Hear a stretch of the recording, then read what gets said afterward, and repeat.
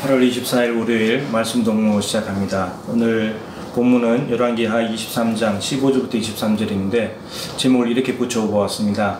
그리스도인의 단순하지만 능력 있는 삶의 방식. 결론부터 말씀드리면 말씀입니다.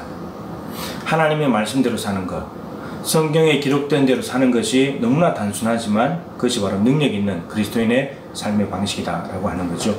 요시야 왕에 대한 이야기가 계속되고 있습니다.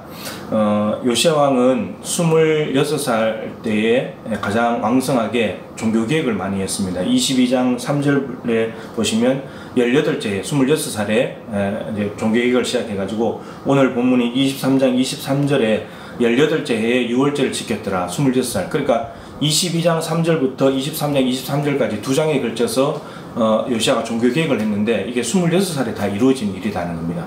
그 종교개혁의 순서가 있는데 어떻게 되냐면 자기 자신부터 회개를 합니다. 말씀을 들었을 때 부드러운 마음을 가지면서 회개하게 되고, 그리고 백성들에게 그 말씀을 익히면서 언약을 세우고, 그리고 예루살렘 성전, 할아버지 므낫세가 더럽혀놓은 우상으로 더럽혀놓은 예루살렘 성전을 깨끗하게 하고, 그러한데 남유다, 그리고 더 나아가서 북이스라엘까지 가서 종교개혁을 하게 됩니다. 그런데 자신의 개혁부터 시작해가지고 북이스라엘까지 개혁의 모든 개혁의 기준이 뭐냐? 말씀이었습니다. 그 발견한 율법책의 말씀, 신명기의 말씀 가지고 했다는 것이죠.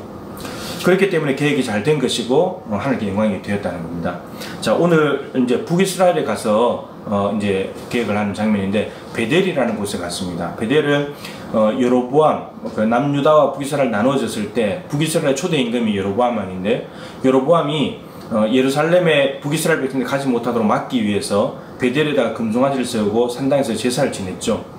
근데 그때 그 산당에서 제사 지는 여로보암에게 하나님께서 이렇게 말씀하셨습니다. 뭐라고 말씀하셨냐면 열왕기상 13장에 보면 나오는데 무명의 선지자를 보냅니다. 이름 없는 선지자를 보내가지고 여로보암이 제단에서 향을 사르려고 하고 있을 때, 그때 하나님의 사람이 가서 이렇게 말합니다. 나중에 요시야라고 하는 왕이 나타나게 될 텐데 그 왕이 이 제단을 다 무너뜨릴 것이다.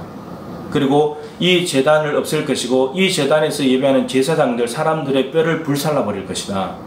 그러니까 이 제단이 하나님의 영광이 되지 못하기 때문에 다 제가 될 것이다, 이렇게 말합니다. 근데 이 말이 이루어질 걸 못 믿겠지. 근데 징조가 있어. 뭐라고 말하냐면 지금 네가 보는 이 앞에서 네가 제단 향을 사러 가려고 하는 이곳이, 이 제단이 바로 지금 쏟아질 것이고 제가 다 쏟아지게 될 것이다. 제단이 무너지고 제가 쏟아지게 될 것이다. 이랬는데 그대로 돼버립니다. 근데 요시야라는 임금이 나타나서 된다고 했는데 실제로 오늘 말씀에 요시야라고 하는 임금이 나타나서 베델에 가서 그때 말했던 그 일을 지금 성취하고 있다는 겁니다. 좀 놀라운 일이죠. 근데 여로보암 임금이 왕이 된 때가 주전 930년입니다. 솔로몬이 930년에 왕을 그만뒀고 분열 왕국이 됐기 때문에. 근데 요시야가 지금 통치한 지 18해가 지났기 때문에 정확히 말하면 주전 622년입니다. 640년에 왕이 되었고, 그러면 930년에 여로보암 때에 무명의 선지자가 말했는데 실제로 성취가 된 사건은 약 300년 뒤에 요시야에게 성취가 됐습니다. 300년입니다. 하나님께서 300년 전에 무명의 선지자를 통해서 말씀하셨는데 그 말씀이 정말 요시야라는 사람이 와서 이 일을 행할 텐데 그대로 지금 성취가 된 거예요. 하나님도 지금 뭘 가지고 일하시죠? 말씀, 약속의 말씀 가지고 일하시는 분입니다. 선지자를 보내가지고. 근데 지금 그 말씀대로 성취가 돼서 그 말씀을 이루어 드리는 존재가 누구예요? 요시야라는 겁니다. 율법책을 발견한 뒤로부터 말씀대로 되었더라. 16절에 여호와의 말씀대로 되었더라. 그 열왕기상 13장에 무명의 선지자가 말씀하신 대로 되었더라. 여러분 놀라운 일 아닙니까? 말씀대로 되었더라. 이것이 요시야의 삶의 기준이었고요.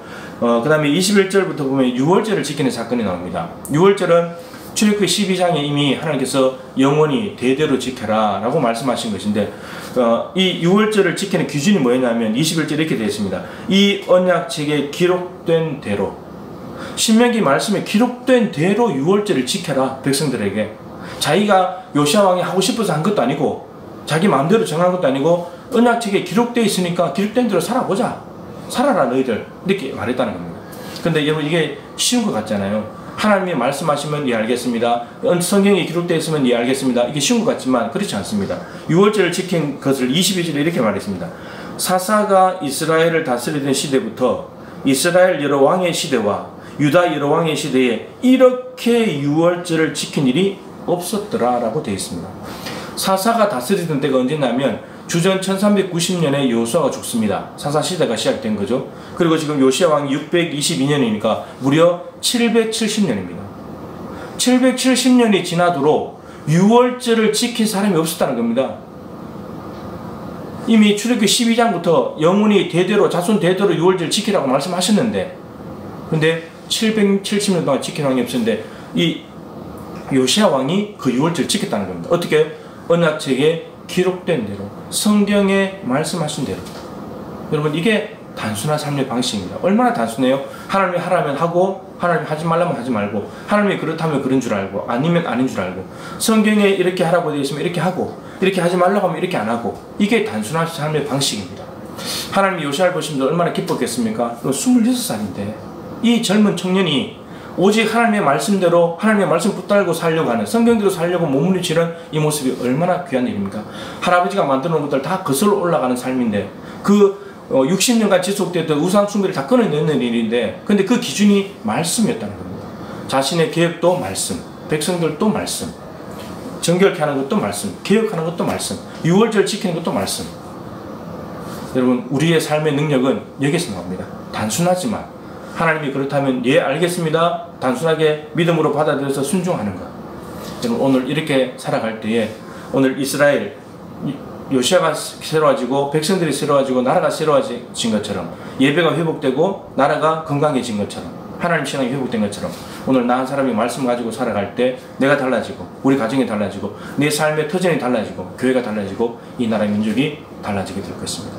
단순하게 말씀을 믿고 능력 있는 삶을 살아가는 참된 그리스도인이 될 수 있기를 주님의 이름으로 축복합니다.